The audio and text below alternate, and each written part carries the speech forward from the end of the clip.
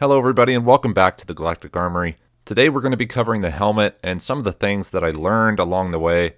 There's quite a bit because I've failed a lot, but I think there is some value in my failings that I hope to pass on to you guys. I very quickly just want to say thank you to everyone that left a comment or sent a message on my last video. It really gave me the energy that I needed to complete this project. So let's get right to it. Now, when I first started this project, I knew that I wanted to make a mold and cast my Mando helmet. That way, I'd be able to make it out of a durable resin, and I wouldn't have to do hours and hours of sanding for each and every helmet that I made. It was a good thing too, because I made about 5 or probably more like 8 helmets. Had to throw away some of them because they were just too thin, didn't turn out right. But having multiple helmets to test different techniques on was really helpful. Now, I'm no master in mold making. This was actually the first mold of a helmet that I've ever made. So instead of outlining the entire process step by step, I'm going to link you guys to the video that I use from the people at Smooth On. They are the de facto provider of silicone and casting materials. The early steps of the project were pretty familiar though. We had to start out with bondoing the helmet, sanding it all down, getting the surface really smooth so that we had a nice master mold to work with. And our master needs to be perfectly smooth so that when we cast a helmet from it, that cast is also perfectly smooth. So once we had our master helmet, I could start working on the mold. The first thing I had to do was lay down a clay base so that it's flush with a flat surface and that I can lay the silicone just on top of that. And the silicone took a few layers, like talking about 5 or 6. For the first layer, I used a machine to remove the bubbles from the silicone so that the surface would have as little imperfections as possible. Really, when you're making a mold, bubbles are going to be your worst nightmare, your sworn enemy, because they will show up on the surface of your casts as, little spheres. So we want to remove the bubbles as much as possible. Moving on to the second, third layers are more for just coverage and making sure that the entire helmet is coated. And then we can start working on some of the heavier layers of silicone that are mostly just there to make sure nothing rips or tears. And I had to wait about a couple hours in between each layer. So this whole process took about a week. Now, another important thing is registration keys. Those help keep the rubber silicone in place so that when you're rotocasting the helmet and making it, the silicone doesn't just flop all over the place. The registration keys help the silicone keep its shape. Once the silicone was totally covered, I felt like it had a good thickness. We could start to add some reinforcement around it, give it a hard shell, and that hard shell is going to wrap around those silicone registration keys, keep everything in place, and make it so that we can hold it and swirl it around. This is kind of familiar with like a fiberglass resin. You have your cloth sheets that you lay over, and you brush the resin on it. After a few hours, the resin will harden, and the cloth fabric will help reinforce it. And this fiberglass cloth, once it's cured, can be pretty sharp, so make sure and sand it down or trim it down, because I had multiple instances where I cut my finger just kind of like picking it up. And the outer shell needs to be in 2 different parts so that we can actually separate it easily from the silicone. So we had to make sure that the 2 parts did not stick together. Once the outer shell has fully cured, we remove it, apply a little bit of baby powder to the top of the silicone just to help reduce the silicone friction so we don't accidentally tear anything. And we will lift off the silicone, revealing our master underneath. But now we have our finished mold. So now with our finished mold, we can start casting some helmets from it. For that, I use some Smoothcast 65D. A lot of people use this for casting helmets, and it works pretty well. It's easy enough to mix, just a 1-to-1 by volume, and it sets in like 5 or 10 minutes. Now, some things that I learned from this is, number 1, not to be stingy with the resin. The first few casts that I made from this, the walls were too thin, and the helmet itself was kind of flexible. So in the later versions, I made sure that the walls were about 1/4 inch thick. The first ones were only about 1/8 inch thick. You obviously don't want to make it too thick, otherwise it'll be impossibly heavy and really bulky. But 1/4 inch is a good thickness to shoot for. Now, the second thing that I learned from this is to wear gloves, but not just any gloves. You can see in the first few videos, I'm wearing gloves, but I still managed to drip some of the resin on my arm. And my arms are pretty hairy, So when that resin cures into a solid plastic, having to rip that off of your arm hurts like hell. So I actually got some rubber dishwashing gloves. Say what you will about them, but one, they're thick rubber, so they don't tear easily.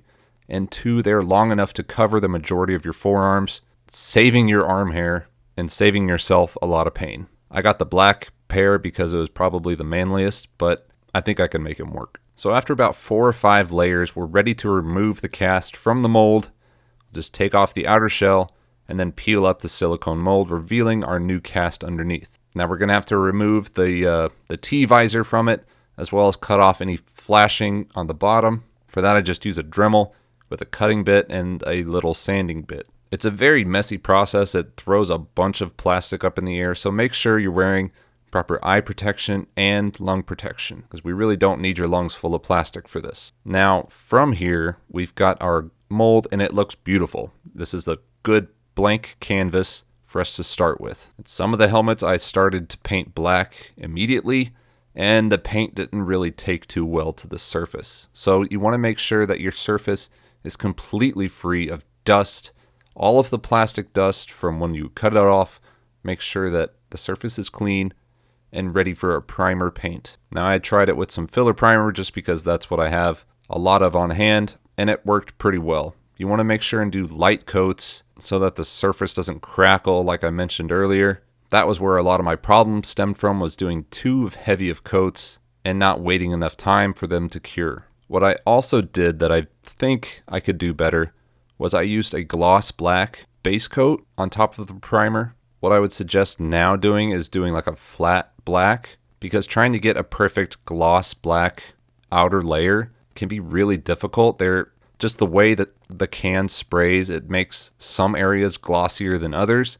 And when you try and cover up those areas that are not very glossy, you might overdo it a little bit and get some runs or some drags. And those you're going to have to sand down once the paint is dried and then repaint them again. So now I would recommend just doing a flat black, like a matte black, because that's a lot easier to get a smooth, uniform surface. And then after that, I would apply the gloss separately, since it's a lot easier. Now for painting, you have to have that smooth gloss black surface. And I just don't mean any type of smooth, I mean like glass smooth. Alumoluster is a great paint, but the surface preparation is one of the most important parts of this build, and you cannot rush it. For my gloss, I tried using a SprayMax 2K clear coat, which was highly recommended in the build threads that I read, but it is like so poisonous.